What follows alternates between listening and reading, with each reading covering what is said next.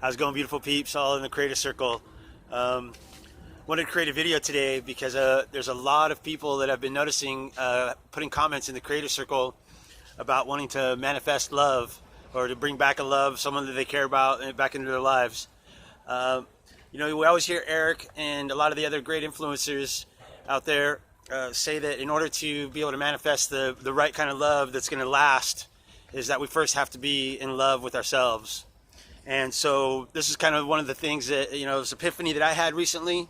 And so I wanted to create this video to share with everybody how, maybe a way that will help you guys understand that a little bit better, and something that was able to help me understand that a little bit better.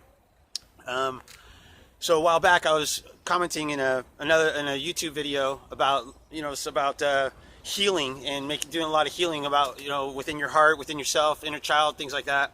And so for myself, the epiphany that I had was there was 3 questions that I ended up asking myself about love, and that was: A, do I do the things for myself that I would do for other people that I love unconditionally? B, do I think about myself the way I think about other people? And C, the most important one, do I love myself unconditionally the way that I love other people?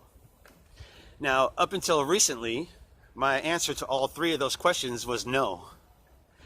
And that was kind of a hard realization because, I felt that I loved myself and I felt that I, held myself in pretty high regard. But when I broke it down and asked myself, okay, the first question was, do I think about myself, do I do the things that I do for other people that I love unconditionally? The answer was no.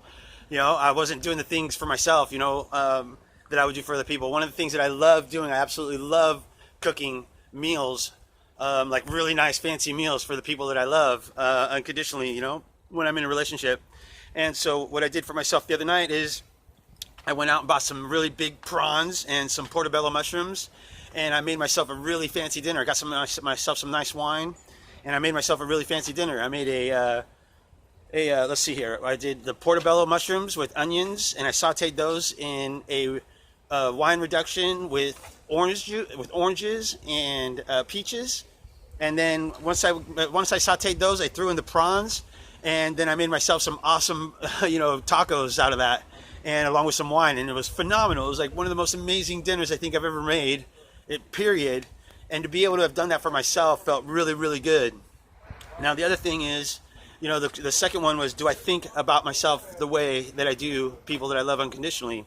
So the answer was that no, is I didn't hold myself in high regards the way that I would hold, somebody else, not necessarily put them up on a pedestal, but yeah, in essence, that's kind of what we do with people that we love, right? We put them up on a pedestal, but yet we forget to put ourselves up there with them.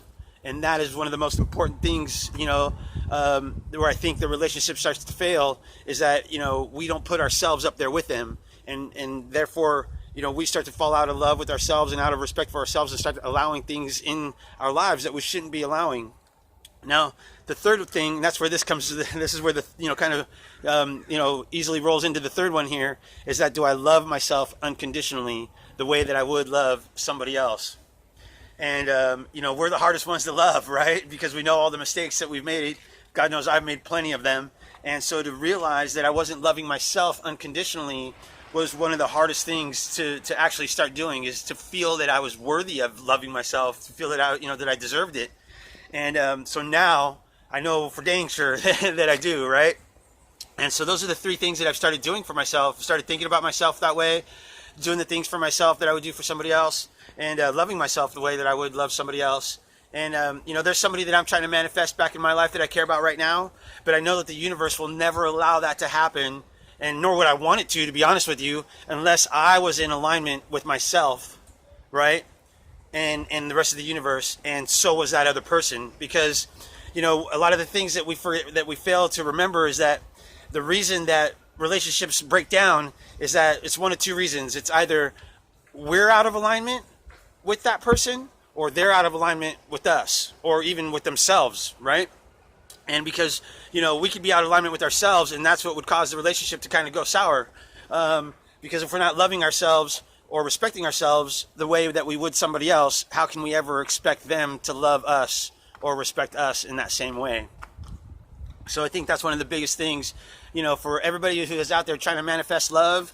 Remember that you have to start with yourself first. You got to get yourself into that mode of loving, and then at that point there, once you love yourself, you've given yourself all the self-love and all the self-respect that you can, that's when you're in position to be able to accept love and receive love the way you want it to be in your life. So I hope this helps all the people out there trying to manifest loves in your life. You guys have a great day, and I'll talk to you guys soon. Bye.